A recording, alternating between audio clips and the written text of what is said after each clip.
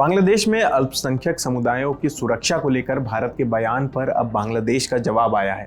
पिछले हफ्ते भारत के विदेश मंत्रालय के प्रवक्ता रणधीर जायसवाल ने बांग्लादेश में दीपू चंद्र दास की हत्या का जिक्र किया और इस घटना की कड़ी निंदा की थी। मंत्रालय ने कहा था कि बांग्लादेश में हिंदू, ईसाई, बौद्ध यानी सभी अल्पसंख्यक समुदायों की सुरक्षा को लेकर भारत चिंतित है।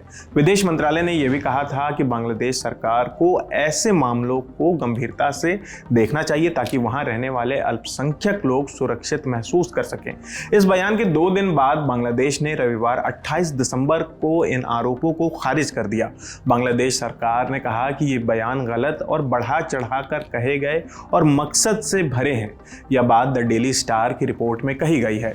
बांग्लादेश के विदेश मंत्रालय के प्रवक्ता SM महबूबुल आलम ने कहा कि भारत की तरफ से दिए गए बयान देश की लंबे समय से चली आ रही सांप्रदायिक सौहार्द की परंपरा को गलत तरीके से पेश करते हैं। पहले ये बता देते हैं कि भारत ने क्या कहा था, फिर जानेंगे कि बदले में बांग्लादेश ने क्या कहा। शुक्रवार 26 दिसंबर को भारत के विदेश मंत्रालय के प्रवक्ता रणधीर जायसवाल ने बांग्लादेश में हिंदू युवक दीपू चंद्र दास की हत्या की कड़ी आलोचना की थी।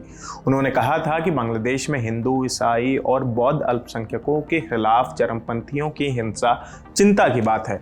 मेमनसिंह जिले में 18 दिसंबर को दीपू पर ईर्ष्य निंदा का आरोप लगा और भीड़ ने उन्हें पीट कर मार डाला। आरोप है कि इसके बाद उनका शव एक पेड़ से बांधकर जला दिया गया। इस मामले में 18 लोगों को हिरासत में लिया गया है। जायसवाल ने कहा था कि हम इस जघन्य हत्या की निंदा करते हैं और उम्मीद करते हैं कि दोषियों को सख्त सजा मिले।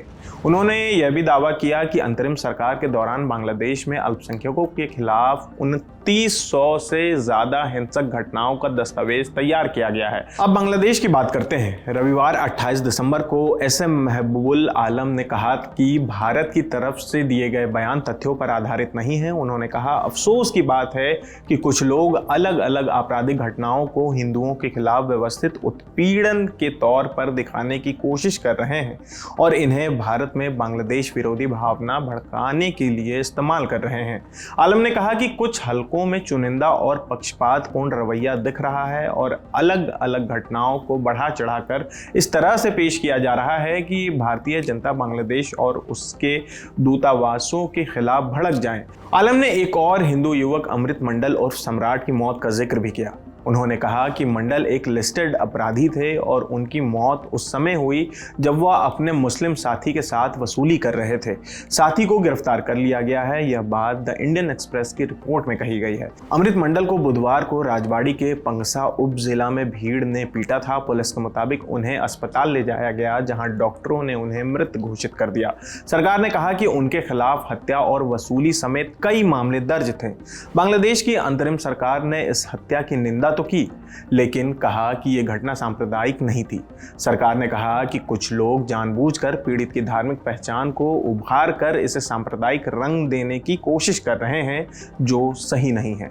आलम ने प्रेस कॉन्फ्रेंस में यह भी कहा कि बांग्लादेश भारत में अल्पसंख्यकों के खिलाफ जो हालात हैं उससे परेशान है। उनके मुताबिक भारत में मुसलमानों और ईसाइयों जैसे समुदायों के खिलाफ हो रही हत्याएं, लिंचिंग, मनमानी गिरफ्तारी और धार्मिक कार्यक्रमों में बाधा जैसी घटनाएं चिंता बढ़ाने वाली हैं। उन्होंने आगे कहा कि पिछले हफ्ते क्रिसमस के दौरान भारत के अलग अलग हिस्सों में ईसाइयों के खिलाफ जो हिंसा हुई उस पर बांग्लादेश बेहद चिंतित है।